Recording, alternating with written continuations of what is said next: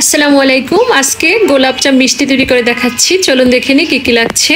এখানে আমি নিয়েছি 2 কাপ গুঁড়া দুধ।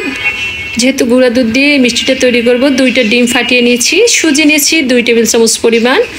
2 চা চামচ ময়দা নিয়েছি। 1 টেবিল চামচ পরিমাণ নিয়েছি বেকিং পাউডার। চিনি 2 চা চামচ পরিমাণ। ঘি নিয়েছি 1 টেবিল চামচের মতো। এখানে এলাচ দারচিনি পরিমাণ অনুযায়ী একটু নিয়েছি। এরপর প্রথমে ডিমটা ফাটিয়ে নিচ্ছি। এরপর এখানে সুজিটাকে প্রথমে পানি দিয়ে একটু গলিয়ে নিচ্ছি।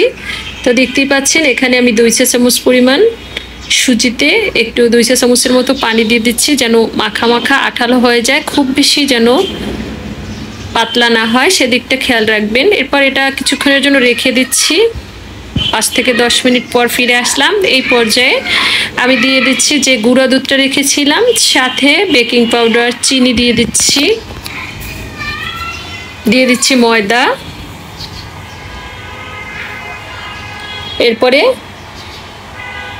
একটু নেড়ে চেড়ে নিচ্ছি। ঘিটা দিয়ে দিচ্ছি। এখানে তেলও দিতে পারেন, তবে ঘিটা দিলে একটা সুন্দর স্মেল আসবে।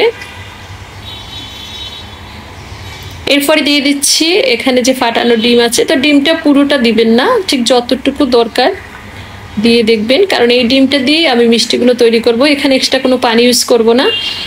তো সেক্ষেত্রে একবারে দিয়ে দেবেন না। অনেক সময় ডিম একটাতে হয়ে যায়, অনেক সময় 1.5টা লাগে, অনেক সময় 2টা লাগে। তো সব কিছু হচ্ছে আপনি যে পরিমাণ মিষ্টি তৈরি করবেন সেটার উপর নির্ভর করে। তো আমি হাত দিয়ে মেখে নিচ্ছি। এরপর সুন্দরভাবে হয়ে গেলে এটাকে আমি 5-10 মিনিটের জন্য রেস্টে রেখে দেব। আর সাথে দিয়ে দিচ্ছি যে আগে রেখেছিলাম যে সুজিটা, তো সেটা সহ এবার মিশিয়ে নিচ্ছি। একটু আঠালো হয়ে গেছে, তো কিছুক্ষণের জন্য আবার রেখে দিচ্ছি। আর হাতটা ভালোভাবে ধুয়ে নিতে হবে। এরপরে হাতটা মুছে একটু তেল মেখে নিয়ে অথবা ঘি মেখে নিয়ে ঠিক এটা দিয়ে মিষ্টিগুলো তৈরি করে নিতে হবে। তো ঠিক ছোট ছোট সাইজের করে মিষ্টিগুলো তৈরি করে নেবেন। এই মিষ্টিগুলো কিন্তু ফুলে ডাবল হয়ে যায়। তো আপনাদের সুবিধার জন্য আমি আরও একটা তৈরি করে দেখাচ্ছি। ঠিক হাত দিয়ে এরকম করলেই দেখবেন মিষ্টিগুলো হয়ে যায়। তো এভাবে সব মিষ্টিগুলো এভাবে তৈরি করে নিতে হবে। তো দেখতে পাচ্ছেন এখানে অনেকগুলো মিষ্টি হয়েছে।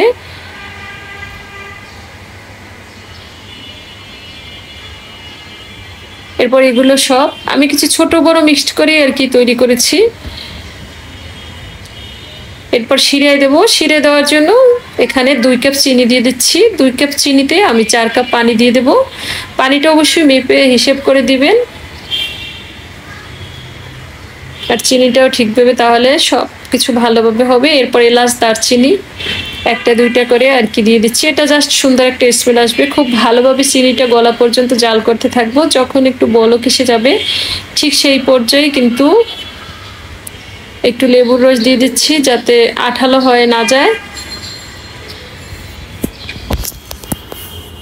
এরপর এটাকে একটু লো আঁচে রেখে দিচ্ছি। আর এই ফাঁকে আমি যেহেতু এগুলো তেলে প্রথমে ফ্রাই করে নিতে হবে, যেহেতু গোলাপজাম মিষ্টি সেহেতু একটু তেলে আর কি হালকা লালচে কালার করে, গোলাপি কালার করে আর কি ভেজে নিতে হবে। তেলে দিয়ে কিছুক্ষণ ভাজতে থাকবো, যতক্ষণ না সুন্দর এবং একটু স্বর্ণালী কালার চলে আসে ঠিক ততক্ষণ পর্যন্ত এই মিষ্টিগুলো ভাজতে থাকবো।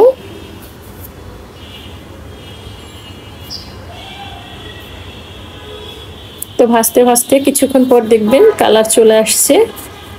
তো অনেকটাই সুন্দর কালার চলে আসছে। তো বেশ দেখতে পাচ্ছেন কতটা সুন্দর এবং একটা আকর্ষণীয় কালার হয়ে আসছে। ঠিক এই পর্যায়ে তুলে নিতে হবে। এর চেয়ে বেশি কালো করলে একদম কালো হয়ে যাবে। তো এরপর গরম থাকা অবস্থায় আমি শিরে দিয়ে দিচ্ছি।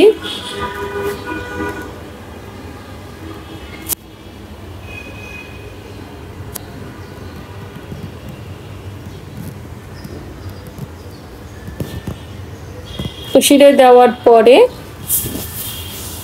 এরপর এভাবে রেখে দেব প্রায় কমপক্ষে আর কি 2 ঘন্টার জন্য রেখে দেব। 2 ঘন্টা পর এগুলো ভালোভাবে ভিজে যাবে। আর কিছুক্ষণ 3-4 মিনিটের মতো জাল করে নিয়েছিলাম আমি। এরপর রেস্টে রেখে দেব। 2 ঘন্টার পর ফিরে আসবো। 1 ঘন্টা পর দেখতে পাচ্ছেন অনেকটাই।